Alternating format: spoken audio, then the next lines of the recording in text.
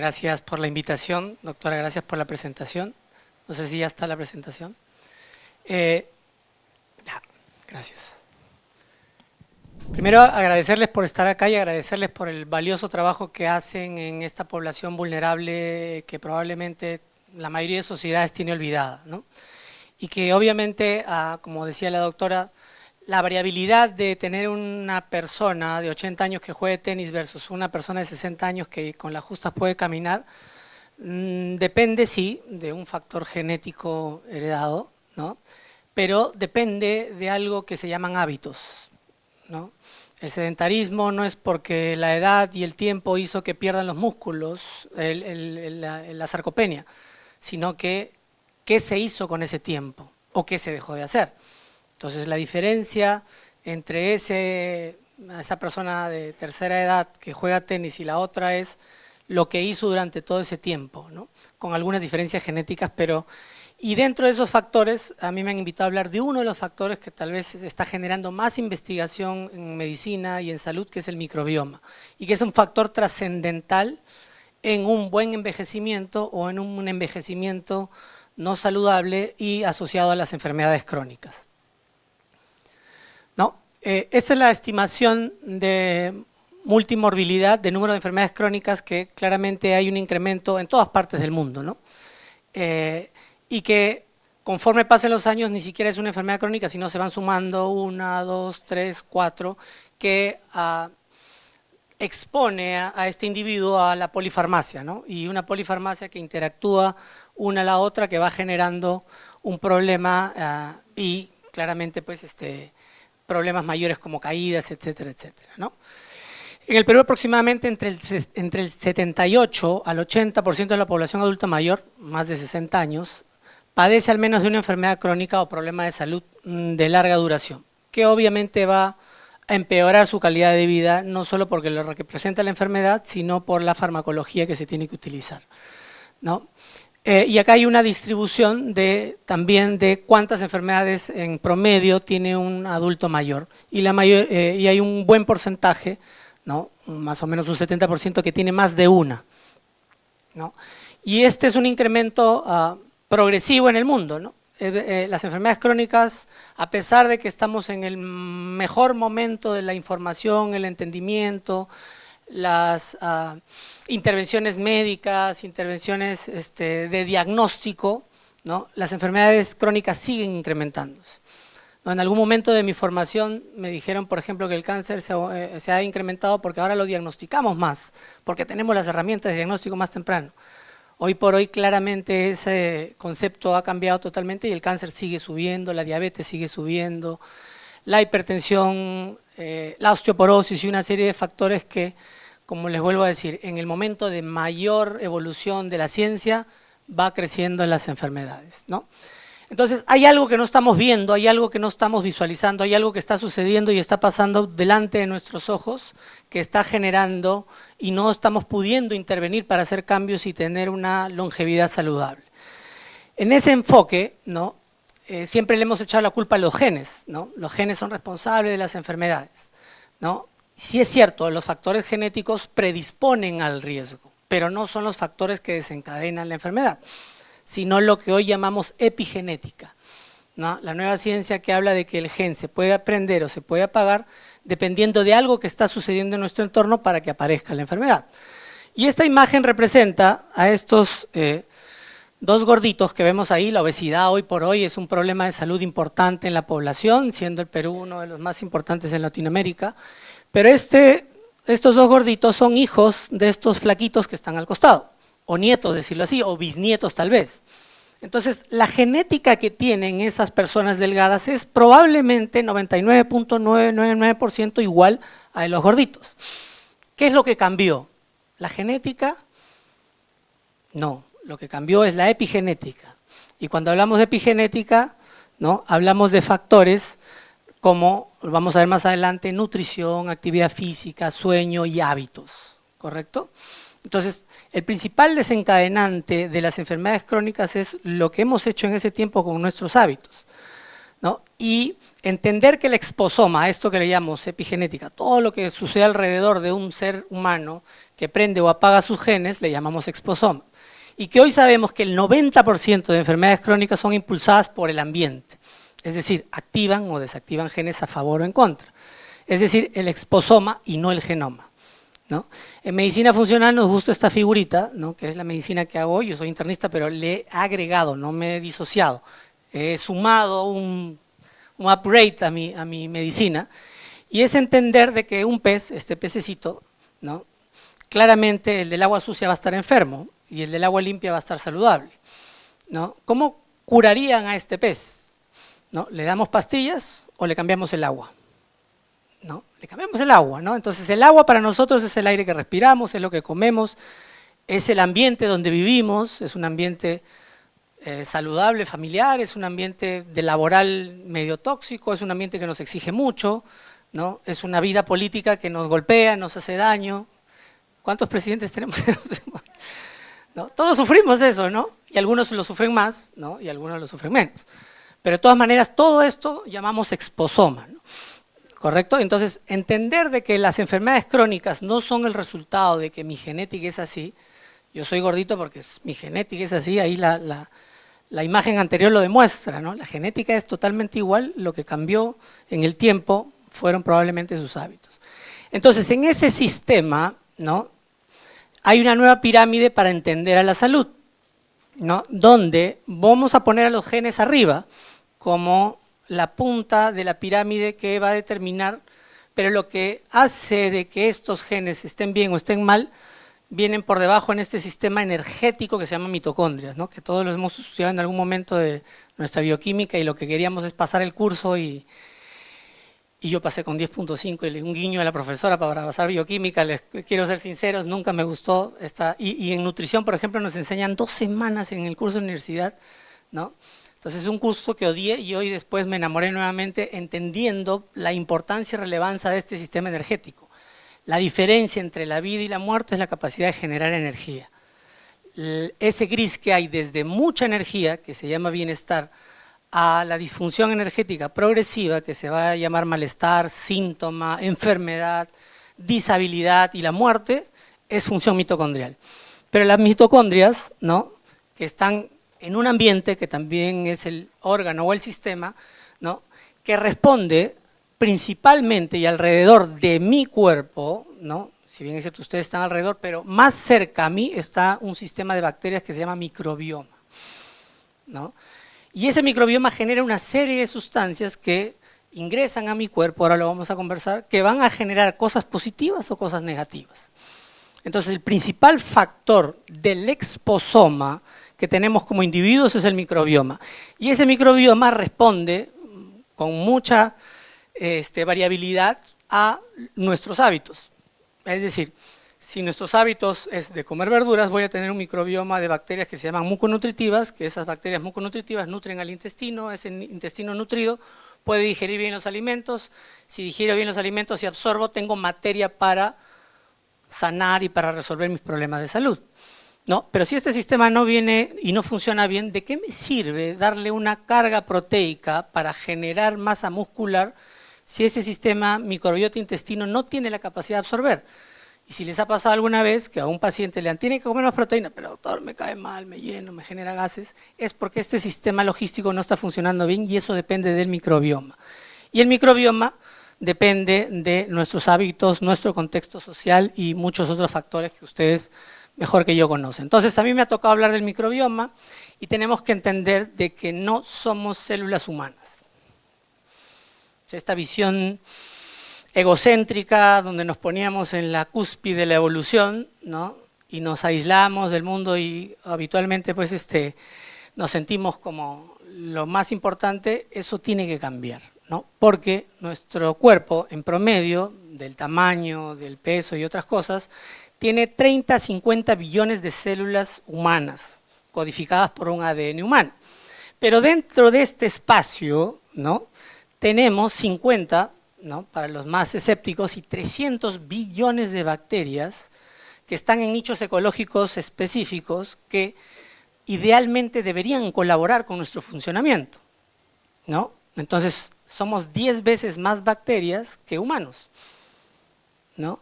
Y si entendemos de que ese microbioma, está principalmente en el sistema digestivo, 95% de toda esta infinidad de bacterias, o sea, hay más bacterias que células en la Vía Láctea. Imagínense la cantidad de bacterias que cada uno de nosotros tiene, ¿no? Y el 90% están en el colon. El colon es un reactor metabólico, si es que es funcionante, o es un reactor tóxico, si es que no es funcionante, ¿no? Ustedes que manejan pacientes de edad, cuando están estreñidos, ¿cómo están? Sufren mucho, ¿no? Porque obviamente ahí se está cultivando una masa de sustancias que son tóxicas, ¿no? La encefalopatía hepática, por ejemplo, ¿no? Los pacientes con hepatopatía, que es ese hígado capaz de detoxificar. ¿Qué detoxifica? No es el alcohol, no son los fármacos. Ese hígado está ahí porque en la naturaleza biológica evolutiva tenemos bacterias que generan sustancias tóxicas, ¿no? Aminas biógenas se llaman, ¿no? Y si ese hígado no está funcionante, pues obviamente esas aminas entran y generan encefalopatía y muchos problemas. Entonces, entender de que eso lo tenemos y que tenemos que hacer lo que funcione bien y que eso depende de este sistema nuevo, conocido, que aún nos falta mucho por conocer. El que diga que es experto en microbioma, no le crean, ¿no? Porque esto recién se está aprendiendo, ¿ya? Ahí yo he puesto que soy experto, pero en verdad me corrijo, no soy experto, soy un aprendiz de un mundo nuevo que en verdad llega en un punto donde probablemente lo que nos ayude a analizar y dar respuestas a esto va a ser la inteligencia artificial, porque hay mucha información y muchas sustancias que tenemos que entender. Entonces, para entender la enfermedad crónica tenemos que entender el microbioma, pero a mí me gusta entender que para entender y saber de salud tenemos que saber cómo funciona el microbioma. Entonces, el microbioma no es un tema antiguo. El microbioma fue detectado hace ya varios siglos. El primero que vio un animáculo, que después supimos que era una bacteria, fue Anton van Leeuwenhoek, que ni siquiera era médico, ni siquiera era biólogo, era un textil que diseñó una lente para ver los textiles y le gustó tanto la lente que comenzó a diseñar más lentes y comenzó a mirar cositas y encontró las bacterias, ¿no? Vio los glóbulos rojos, vio los espermatozoides. Entonces, este es un ser humano curioso, ¿no? Que nos permitió hoy tener lo que nos ha permitido avanzar en el entendimiento de la salud y la biología, que es el microscopio. Entonces, la primera vez que se vio una bacteria del intestino fue este señor Anton van Leeuwenhoek. En 1861, Louis Pasteur, lo conocemos todos, descubre bacterias intestinales anaerobias, ¿ya? Y él plantea, ¿no? Desde ya, que estas bacterias en el intestino tienen un papel, y lo dice así, ¿no? El papel de lo infinitamente pequeño en la naturaleza es infinitamente grande, ¿no? A mí me gusta decir, de bacteria vinimos, porque en el proceso evolutivo, ¿no? Empezamos como bacterias, y en bacterias vamos a terminar. Cuando muramos nuestra materia va a volverse bacterias y alimentar a bacterias, no en polvo, sino en bacterias. No, entonces, entender desde, miren, ya de 1861 ya se pensaba y se veía la relevancia de este sistema en la salud y en la enfermedad. Ilya Meshnikov, y estamos hablando de gente premio Nobel, ¿eh? Pasteur es premio Nobel, Ilya Meshnikov son premios Nobel, no están desconocidos, ¿no? Hablaba de las bacterias acidolácticas, ¿no? Que hoy por hoy se venden como caramelos en las farmacias, los probióticos, ¿no? Que tenían beneficio para la salud y eran capaces de generar longevidad, y longevidad saludable, y esto lo había visto en comunidades de la parte norte de Europa que consumían yogur y fermentados y veían pues que tenían una mejor longevidad y una mejor salud. Y sugería que había otras bacterias que no generaban beneficio y que generaban algo que se llama autointoxicación intestinal y que el envejecimiento tenía que ver con ese predominio de esas bacterias tóxicas, ¿no? Y hablaba de una bacteria o una especie que se llama Clostridium, ¿no? Nosotros en medicina conocemos como al Clostridium difficile como un problema importantísimo que genera una disfunción intestinal clara, que tiene que ver con los antibióticos que dañaron este microbioma, donde el Clostridium difficile es resistente a la mayoría de antibióticos y solo la vancomicina lo resuelve. Pero él ya hablaba, y no es una cosa nueva de lo que estamos hablando ahora, sino que se ha redescubierto y lo estamos conversando y entendiendo un poquito más qué pasa. Entonces, estas bacterias producen sustancias tóxicas como los fenoles, las aminas biógenas, indoles, ¿no? A partir de la digestión de las proteínas. No significa que las proteínas son malas, sino que si uno come más proteínas de las que puede digerir, no voy a absorberlas, las proteínas se absorben a nivel principalmente del yeyuno, ¿no? Si no las absorbo bien y no las digiero bien, probablemente esté alimentando estas bacterias. Y es por eso que las personas que comen más proteína de la que pueden digerir se estreñen o generan distensión o balonamiento porque están alimentando este tipo de bacterias, ¿no?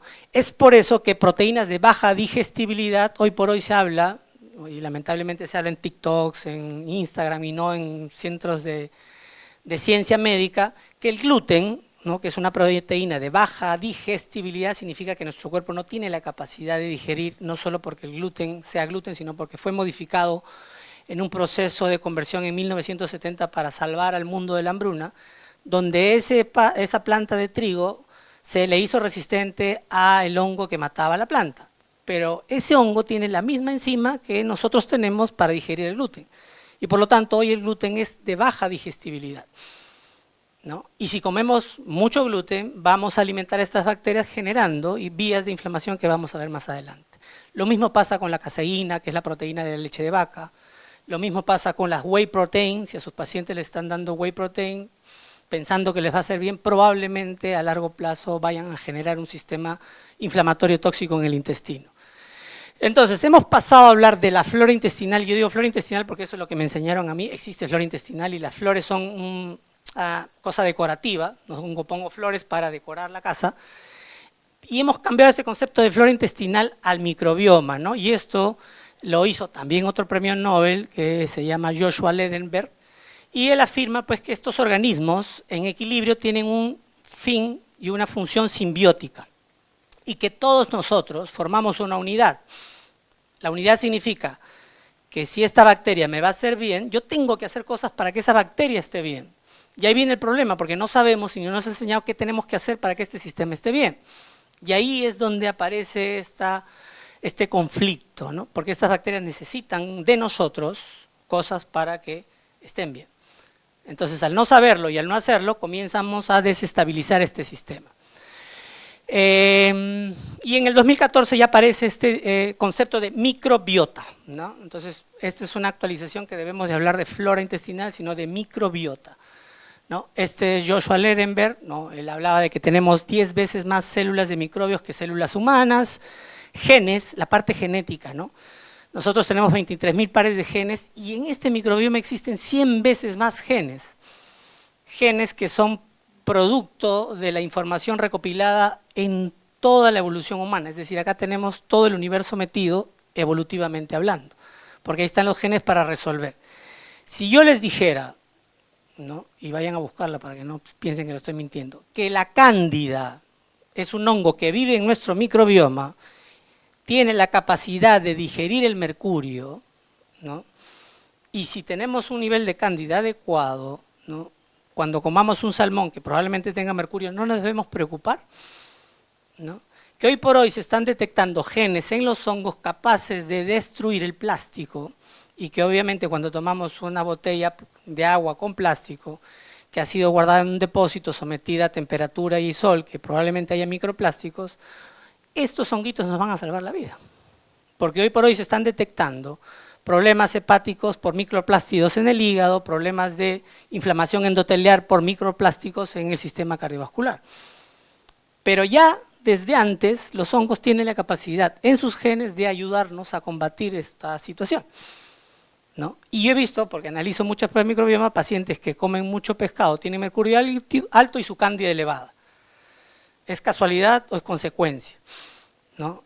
El microbioma responde para solucionarnos un problema o a veces para darnos un problema, ¿no? Entonces, los conceptos interesantes que me gustaría que ya hablemos. Microbiota es la comunidad de microorganismos vivos residentes en un nicho ecológico. Nicho ecológico es decir, tengo microbioma en el oído, tengo microbioma en la boca, tengo un microbioma, una microbiota vaginal, bueno yo no, pero las mujeres sí, tengo un microbioma en las fosas nasales, tengo un microbioma en los pulmones, y entender de que estamos rodeados de estas bacterias para ayudarnos es importantísimo. Y que el desequilibrio de ese microbioma puede llevarnos a las enfermedades, no solo crónicas, sino agudas, ¿no? Si yo tengo una disbiosis bucal, hoy por hoy se han visto estudios interesantes que de esa bacteria se genera algo que se llama péptido citrulinado. Y que si yo bombardeo de ese péptido permanentemente activo al sistema inmune generando algo que se llama anticuerpo antipéptido citrulinado, que es un método diagnóstico para la artritis reumatoidea, ¿no? Entonces, hoy por hoy hay mucha información interesante que vamos a ir aprendiendo en este proceso de desarrollo, ¿no? Y que si comparamos los genes humanos, el 99% de genes son bacterianos y solo el 1% de genes son humanos en esto que llamamos cuerpo. Entonces, el microbioma es el conjunto de microorganismos, o sea, bacterias, virus, parásitos y hongos que viven en estos ecosistemas, asociado a sus genes y asociado a sus metabolitos. ¿Qué significa? Metabolito significa que la bacteria recibe un producto que se llama fibra vegetal, lo procesa, lo metaboliza y nos entrega otro producto que se llaman ácidos grasos de cadena corta. Los principales ácidos grasos son el ácido acético, el ácido propiónico y el ácido butírico, ¿no? Y es por eso el olor de nuestros gases, ¿no? Y estas sustancias son importantísimas para el funcionamiento de las células intestinales. A eso se llama metabolitos, y así como los ácidos grasos de cadena corta beneficiosos, hay los putrefactivos, existe metabolitos del microbioma, que es por ejemplo las sales biliares del hígado que nos ayudan a absorber grasas, son degradadas en sales secundarias por las bacterias, siendo desactivadas para evitar la inflamación. Existen neurotransmisores, hay más neurotransmisores en este sistema que acá, GABA, serotonina, triptófano, histamina, betalanina, todo eso acá, y eso nos ayuda a que funcionemos arriba. Y el metagenoma es los genes microbianos y los humanos. Estos son conceptos como para ir afinando, y hoy sabemos, si lo vemos positivamente, porque no hay que verlo negativamente, que tenemos 50 a 100 billones de amigos que no sabíamos que teníamos. Y como no sabíamos que teníamos, los hemos dañado. ¿Cómo los hemos dañado? ¿No? Entendiendo que el microbioma son bacterias, la principal intervención que daña los nichos ecológicos son los antibióticos. ¿Sí? Y si bien es cierto, cambiaron la evolución de la vida y nos han permitido tener más años, pero de alguna manera no tuvimos la visión de hacer el control de daños. Es decir, si yo tiro una bomba para destruir algo, debo reconstruir después, ¿no? Entonces nos hemos emocionado, como siempre somos, nos emocionamos cuando sale un fármaco nuevo y comenzamos a recetarlo a diestra y siniestra hasta que nos damos cuenta de que no debe de ser así. Fue el fenómeno de los corticoides, ¿no? O sea, el daño que hicimos en los 80 con los corticoides, generando pues Cushing, que ya no vemos mucho felizmente, o generando pues tamaño corto en los niños con asma, ¿no? No significa que el corticoide sea malo ni que el antibiótico sea malo, sino que hay que usarlo en su justa medida para evitar el daño de este microbioma. Y entender que el microbioma, todo este conjunto de bacterias metabólicamente genera más de 400.000 metabolitos que entran al torrente sanguíneo, entre buenos moduladores y no tan buenos, es entender que el 30% de cosas que están circulando en la sangre de cada uno vienen del microbioma. Y modular eso es una ciencia difícil para la ciencia, pero a veces es más fácil desde lo práctico, desde la sabiduría ancestral, ¿no? La sabiduría ancestral y las abuelitas y los antiguos nos decían qué comer, ¿no? No comas mucho en la noche, ¿no? Come grasa natural, ¿no?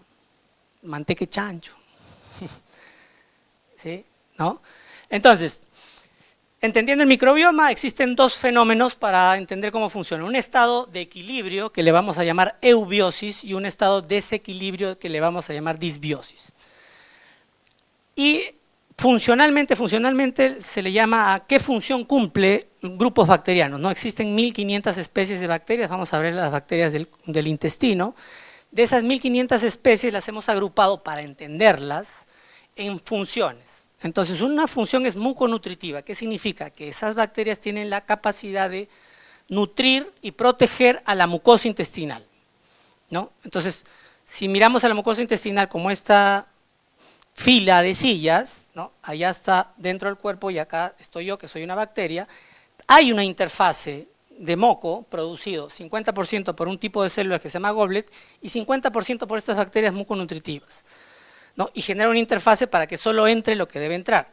Si yo no tengo bacterias muconutritivas, no hay esa interfase. Y entonces esta mucosa intestinal va a estar expuesta al otro grupo que se llaman proteolíticas. Se llaman proteolíticas porque tienen la capacidad de desnaturalizar proteínas.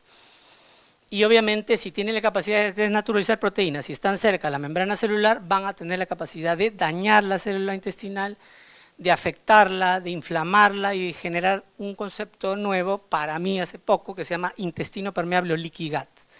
Y si el intestino permeable está, significa que esta sí ya la saco y hay pase libre para un montón de cosas que no deberían pasar.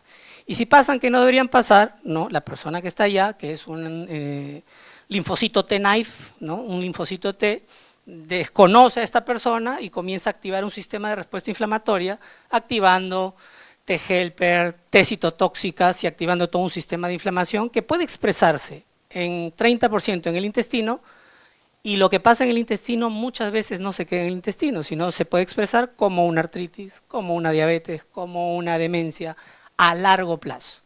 Entonces las enfermedades no aparecen de la nada, se cocinan lentamente en el microbioma, en el intestino, y aparecen ya cuando pues, el cuerpo ya no puede más. Y en el medio están estas bacterias que le llamamos por su función reguladoras. Es como el árbitro que está en el medio, ya, no se peleen. Es la mamá con dos hermanos que se están queriendo dominar el sistema, ¿no? Dos hermanos, uno el mayor y otro el menor. ¿Quién quiere el asiento adelante? La mamá tiene que poner control, no, ya. A uno le toca, a otro le toca. Y esas son las bacterias reguladoras. ¿Y cómo regulan estas bacterias? A través del pH. ¿No? Ahí vienen las bacterias ácido lácticas, ¿no? Está el lactobacillus, que generando un pH adecuado modula el crecimiento de una o el crecimiento de otra. Entonces es una imagen bonita de un intestino saludable, ¿no? Donde tenemos arriba bacterias y una serie de sustancias, tenemos esta interfase de moco producida por células y bacterias, y la mucosa intestinal, y abajo tenemos a todo este sistema inmunológico como si fuese una frontera, la frontera que ha mandado Trump a que no pase nadie, ¿no? De macrófagos, linfocitos, para evitar de que nos invadan, ¿no? Y en este concepto de eubiosis, de equilibrio, y esto, como vuelvo a decir, no es un concepto nuevo, estamos hablando de Hipócrates, el padre de la medicina buena, la que hacemos todos, que hablaba que toda enfermedad comienza en el intestino, ¿no? Y no tenía, o tenía mucha razón, ¿no? Y comienza con este estado que se llama disbiosis, ¿no? Que es el desequilibrio o alteración del microbioma intestinal respecto al organismo. Se asocia, además de problemas gastrointestinales, a enfermedades fuera del intestino, ¿no? Entonces acá tenemos una figurita que en este lado, para ustedes izquierdo, es el estado disbiótico, y el estado de allá, el estado de equilibrio o la eubiosis. Y como ven, encima hay nutrición. El principal modulador del microbioma es lo que como, ¿no? Entonces allá tenemos una dieta, por eso que ¿cuál es la dieta que más se asocia a salud? La dieta mediterránea, ¿no? Que es verdura, grasas saludables, aceite de oliva, aceitunas, ¿no? La dieta mediterránea no es pizza, ojo, ¿ya? La pizza no es dieta mediterránea. ¿Ya? Y acá tenemos un estado disbiótico, y no es que pase de un día para otro, hay fenómenos que condicionan esto y progresan a esa evolución. Entonces, por ejemplo, acá tenemos en este estado disbiótico una proteína generada por bacterias anaerobias gram negativas que se llama lipopolisacárido. El lipopolisacárido es una sustancia proteica capaz de activar al sistema inmune. Entonces, si yo tengo en este sistema muchas lipopolisacáridos, estoy activando, ¿no? Toda una serie de cascadas inflamatorias que me pueden llevar a la insulinoresistencia, obesidad, dependiendo de la genética. Si tengo genética de asma, lo que voy a desarrollar es asma. Si tengo genética de acné, lo que voy a desarrollar es manifestación de acné, en este desorden hormonal que también hay, ¿no? Si tengo una genética que me predispone a la osteoporosis, pues lo vamos a ver más adelante ya en cosas más específicas. Pero si tengo un estado eubiótico, ¿no? Tengo ácidos grasos saludables, tengo energía, tengo un moco saludable, ¿no? Tengo este acoplamiento a estos receptores acoplados a proteína G, que es el número 41 y 43, que aumenta la leptina, baja la ansiedad por comer, ¿no? Reduce la inflamación, incrementa el péptido Y, incrementa el GLP-1, famosos GLP-1 que hoy por hoy están muy de moda y son carísimos, que la gente se está inyectando para bajar de peso. GLP-1 que las células enterocromafines del cuerpo, del intestino, producen por estimulación de una bacteria dentro de este grupo muconutritivo que se llama Akkermansia. Entonces, si yo puedo modificar mi microbioma y generar más Akkermansia, ¿cómo? Comiendo arándanos, comiendo granada, comiendo kiwi, que son sustancias o alimentos que nutren a esa Akkermansia, voy a estimular mi GLP-1 y voy a gastar menos en inyecciones y voy a bajar de peso. ¿Okay? Entonces, esta es una figura que a mí me gusta mucho, que la he hecho así medio artesanalmente, donde vemos a todo un poquito lo que estamos hablando, ¿no? Tenemos ahí la mucosa intestinal, me voy a poner por acá, ¿no? Que es la barrera que nosotros como médicos tenemos como concepto, pero hay otra barrera que es el moco intestinal, esta interfase, y he puesto acá la quermancia, porque la quermancia es la principal fuente de moco, igual que la célula goblet, ¿no? Célula que produce moco. Entonces el 50 es por acá y el 50 es por la quermancia, ¿no? Y esto genera una capa protectora aislando las bacterias en su territorio para que no nos invadan, no son malas, no nos quieren invadir, pero tienen que estar en su lugar correcto, ¿no? Y acá tenemos a la IgA, inmunoglobulina más importante de las mucosas, ¿no? Que está lista para atrapar proteínas, llevarlas hacia a estas células para analizar y generar una respuesta inflamatoria, ¿no? Entonces este intestino está bonito, está lindo, está interesante, está funcionando bien.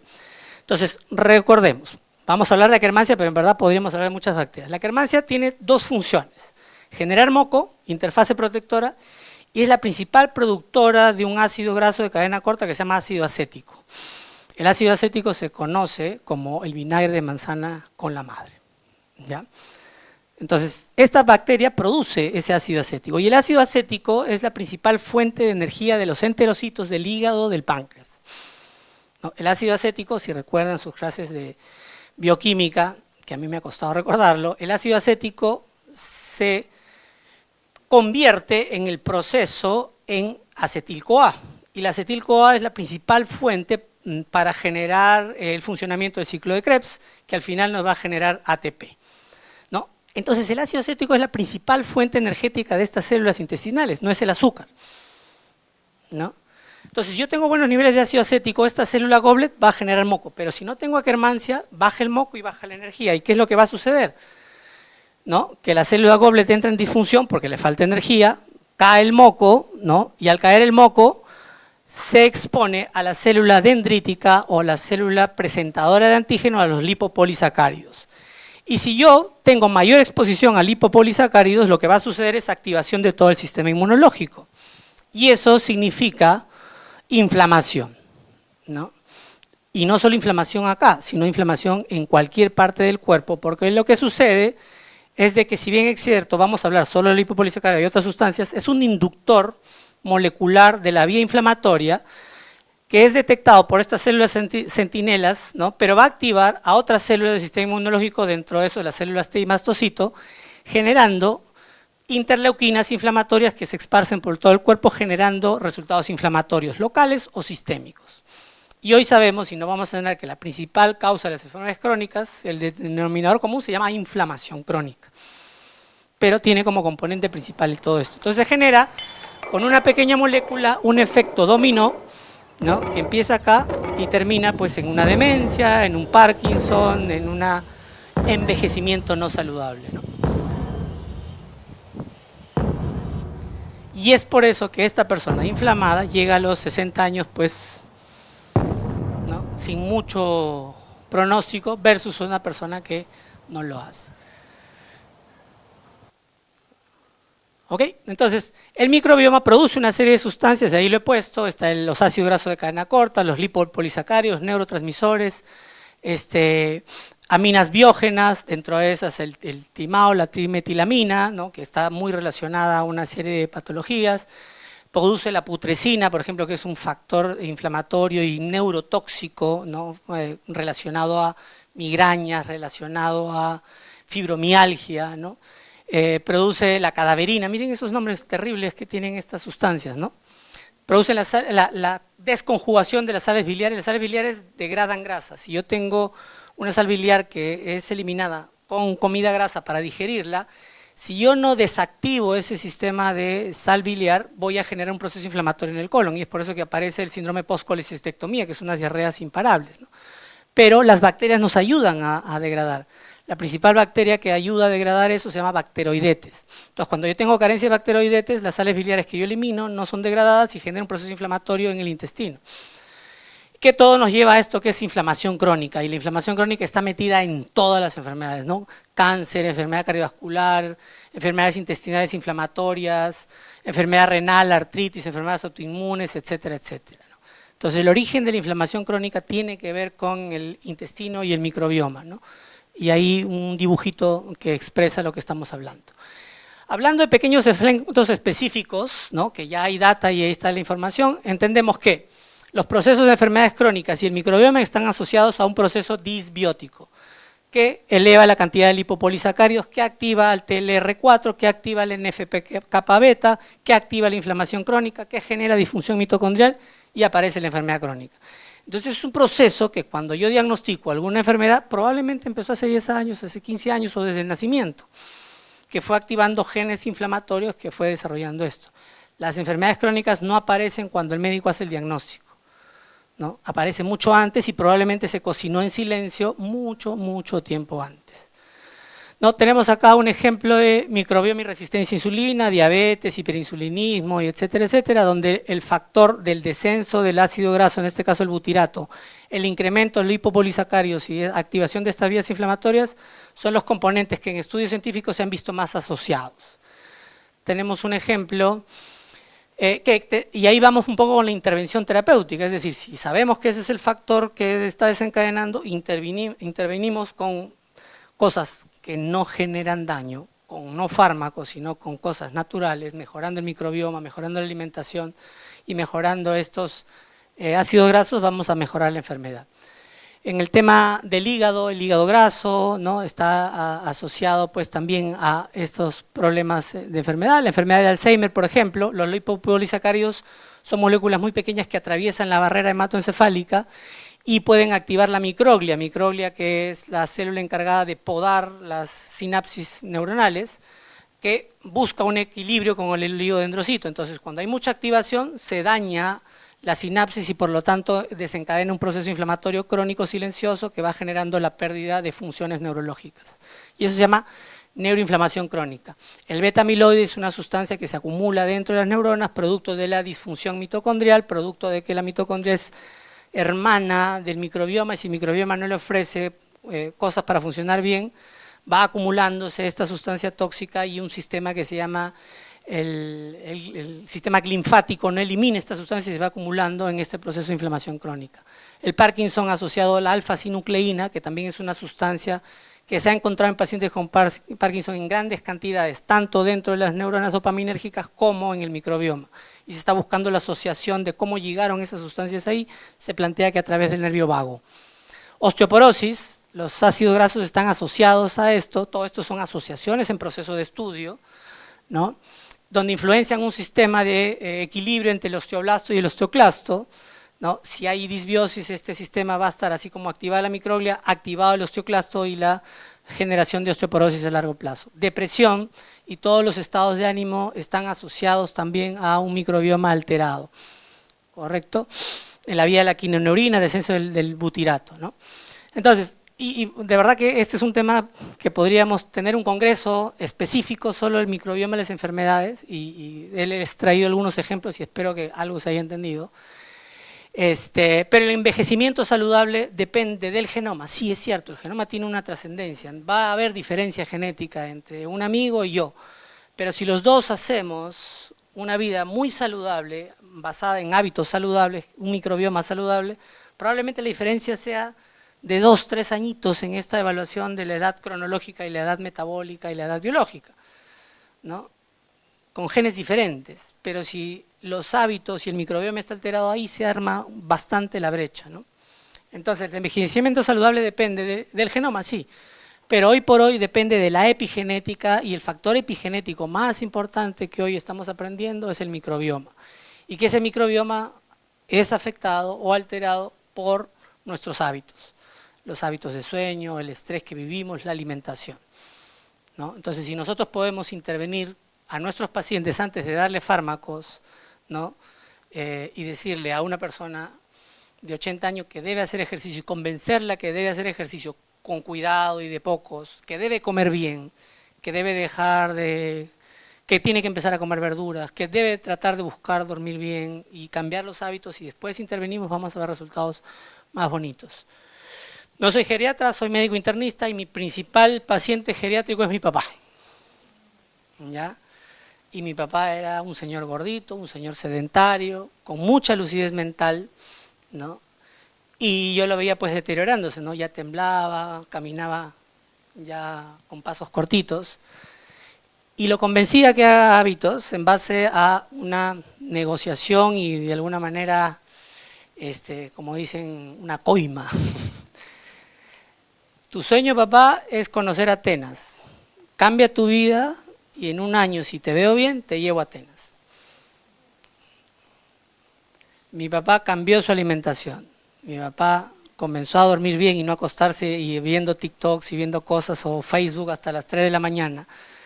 Mi papá le pagué el gimnasio y el más feliz soy yo, porque lo voy a llevar a Atenas, ¿no? Y es una persona que hoy por hoy tiene mucha vitalidad, ha vuelto a vivir a sus 83 años. Entonces ver a una persona de 83 años, que el número dice mucho, pero que se siente un chiquillo en su mentalidad, en sus capacidades, ha hecho grupos de amigos, toca guitarra, canta, se ha reconectado con sus promociones, hace reuniones los fines de semana, eso es vivir, ¿no? Y eso es longevidad saludable, y ese es el mejor regalo que puedo tener en base a lo que he aprendido, ¿no? Y obviamente me voy a ir a Atenas con él, así que estoy feliz por eso. Gracias.